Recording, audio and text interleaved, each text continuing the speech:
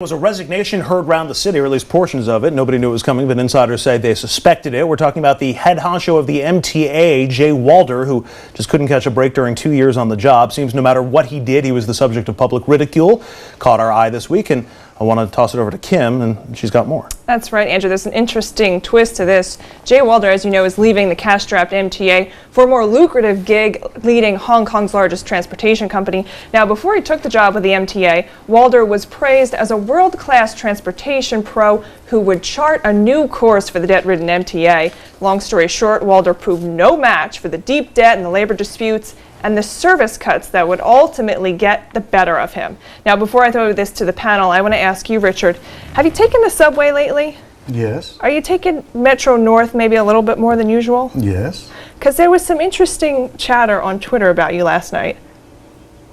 Were you aware of it? Okay. Well, Upper East Side Assemblyman Michael Kellner said, with the resignation of Jay Walder, New York Governor Andrew Cuomo should ask Richard Brodsky to serve as the next chair of the MTA. He says he would be amazing.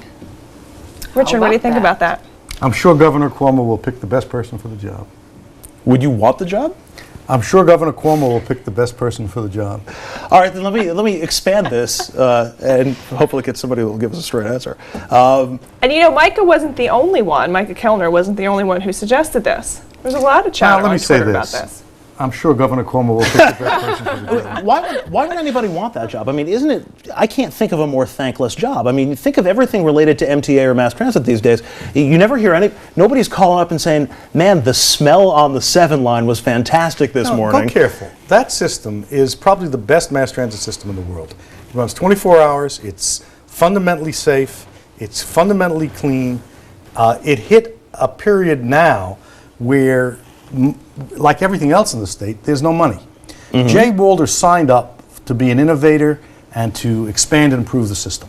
Instead, he got hit with a tidal wave. I think Kim's commentary on this was unfair and untrue.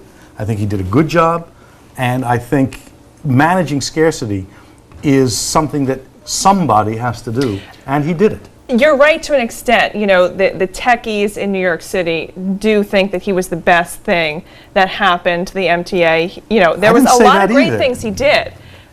But no, and I agree with you. He was brought here to, you know, totally. If he had a weak side, or if he had a shortcoming, it was that he wasn't as well versed politically. He didn't know the political process. He didn't sign on for a political process. He signed on to manage a system and to improve it and expand it. And A, he did that to the extent the resources were available, and B, he managed the downsizing and the deterioration of the finances of the MTA with relative skill. And look, you can criticize a lot of what he did. You can criticize a lot of what the MTA does.